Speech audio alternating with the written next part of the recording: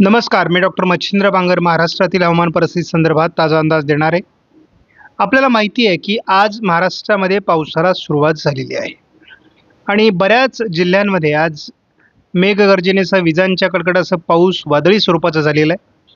काही ठिकाणी गारपीट देखील झालेली आहे आणि त्या संदर्भातले अनेक व्हिडिओ माझ्याकडे आलेले आहेत. अनेक शेतकऱ्यांनी त्यांच्या परिसरात झालेल्या गारपिटी संदर्भात या ठिकाणी व्हिडिओ पाठवलेले आहेत. असे अनेक व्हिडिओ शेतकऱ्यांनी पाठवलेले आहेत. अनेक भागात गारपीट होते आणि ही सुरुवात आहे. आज आपण बघतो या ठिकाणी मेघगर्जनेसह वादळी पाऊस आणि त्या संदर्भातलं हे वातावरणासंदर्भातील देखील कशा पद्धतीने वादळी पाऊस आणि गारपिटीचं वातावरण महाराष्ट्रामध्ये ठिकठिकाणी तयार झालं आहे. आपण बघतो काही शहरांमध्ये देखील गारपीट आणि पावसाळी वातावरण तयार झालेलं होतं. ज्या ज्या ठिकाणी पाऊस झाला त्या ठिकाणी बहुतांश ठिकाणी गारपीट झालेली आहे. त्यामुळे एकूणच वातावरण आता बदललं आहे. त्यामध्ये आपण बघतो महाराष्ट्रामध्ये थोडं छत्रपती संभाजीनगर, नाशिकचा, निफाडचा वगैरे भाग आणि काही प्रमाणामध्ये जळगाव दक्षिणमध्ये हे वातावरण तयार झालेलं आहे. अहिल्यानगरचाही काही भाग आहे. सध्या देखील आपण महाराष्ट्रामध्ये बघतो की विदर्भ मराठवाड्याच्या काही भागामध्ये वातावरण तयार झालेलं आहे आणि दुपारी देखील हे वातावरण तयार झालेलं होतं. आता गुजरातवर एक कमी दाबाचं क्षेत्र वाढेल आणि त्यामुळे उत्तर महाराष्ट्राच्या दिशेने पावसाचं प्रमाण वाढू शकतं. तसा सध्या उन्हाळा आहे. मात्र आपण सांगितल्याप्रमाणे मे महिन्यात देखील उन्हाळ्याची तीव्रता आता कमी होते.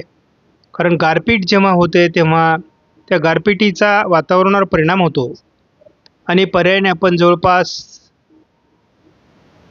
14 तारखेपर्यंत उष्णतेच्या लाटेची तीव्रता कमी होणार आहे आणि 15 तारखेला मात्र मग विदर्भातून पुन्हा थोडीफार सुरुवात होऊ शकते. आपण उद्याचा अंदाज 6 तारखेचा बघतो. दक्षिण राजस्थान आणि गुजरातवर काही क्षेत्र तयार होते पावसाळी. त्यामुळे मध्य प्रदेश आणि महाराष्ट्रामध्ये देखील पावसाळी प्रमाण वाढू शकतं असा एक अंदाज आहे. आणि पहिली गोष्ट लक्षात ठेवा, महाराष्ट्राच्या सर्वच भागात हा असणार नाही. त्यानंतर त्याचा 7 तारखेला थोडा जोर कमी होतोय. उत्तर महाराष्ट्र आणि उत्तर कोकण या ठिकाणी थोडं पावसाळी प्रमाण याचं वाढू शकतं.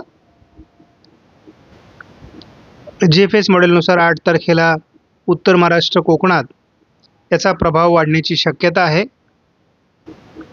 9 तारखेलाही महाराष्ट्रात ठिकठिकाणी पावसाचं वातावरण राहणार आहे. मात्र पूर्व भारतातील म्हणजे खास करून उत्तर प्रदेश, बिहार, झारखंड, छत्तीसगड, ओरिसा या ठिकाणचा पाऊस कमी होणार आहे. 10 तारखेला महाराष्ट्रात पावसाचा जोर कमी होईल, परंतु काही भागात स्थानिक वातावरण तयार होऊ शकतं. 11 तारखेला पुन्हा वातावरण तयार होईल, कारण महाराष्ट्रामध्ये स्थानिक ढग निर्माण होण्याची शक्यता आहे.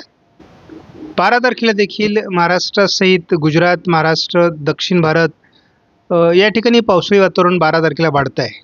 13 तारखेला ती परिस्थिती असणार आहे.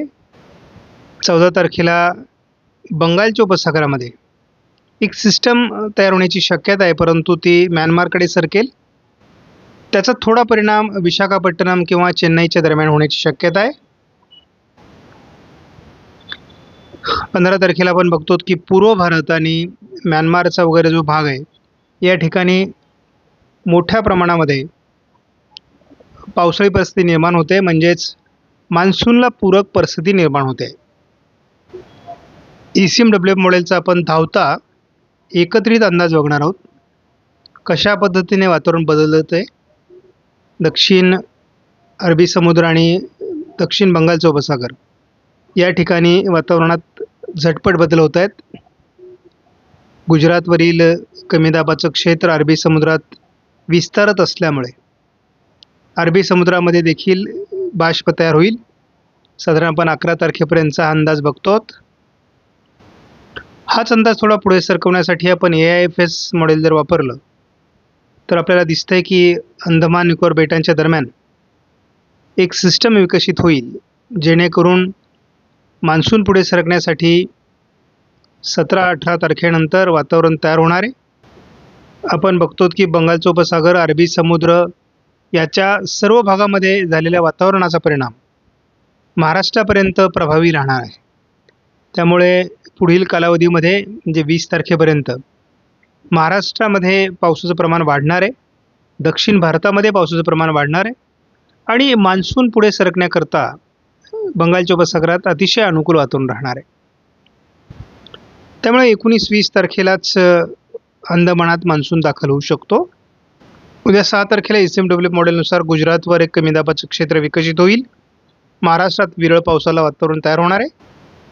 7 तारखेला आपण बघतो की या वातावरणामध्ये थोडा उत्तर महाराष्ट्र, उत्तर कोकण म्हणजे पालघर, ठाणे, कल्याण, मुंबई, नवी मुंबई या परिसरात वातावरण बदलेल. नाशिकसह धुळे, नंदुरबार आणि जळगाव जिल्ह्यात किंवा थोडं पश्चिमी अहिल्यानगर आणि छत्रपती संभाजीनगरमध्ये देखील वातावरण बदलू शकतं. 8 तारखेला याचा प्रभाव थोडा महाराष्ट्राच्या बाजूने झुकण्याची शक्यता आहे. 9 तारखेला देखील एक क्षेत्र अस्तित्वात असणार आहे.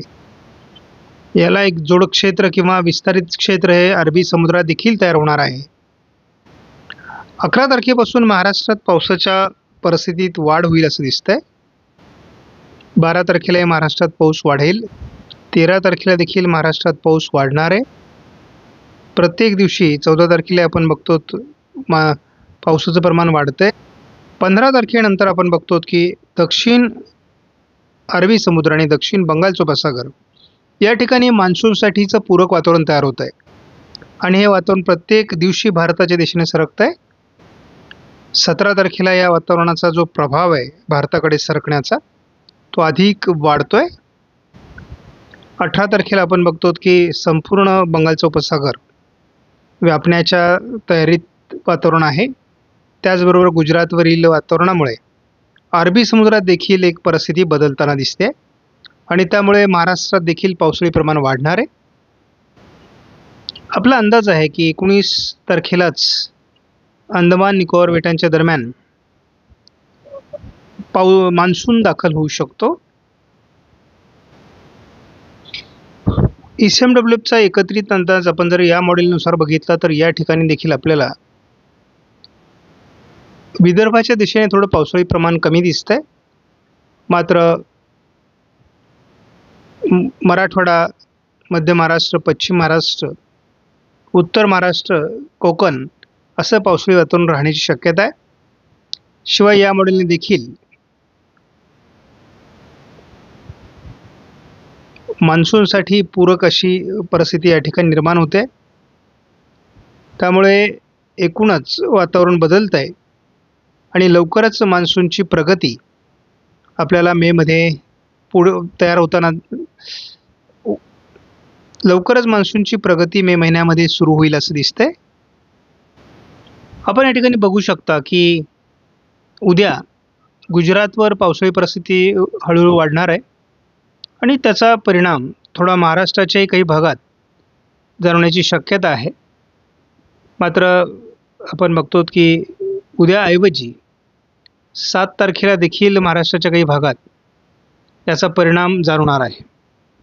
म्हणजे याचाच अर्थ असा होतो की हे क्षेत्र 2-1 दिवस तरी राहण्याची शक्यता आहे. यामध्ये जळगाव, धुळे, नंदुरबार, नाशिक, छत्रपती संभाजीनगर, अहिल्यानगर, पुणे आणि संपूर्ण कोकण किनारपट्टीचे जिल्हे यामध्ये याचा परिणाम जाणवण्याची शक्यता आहे.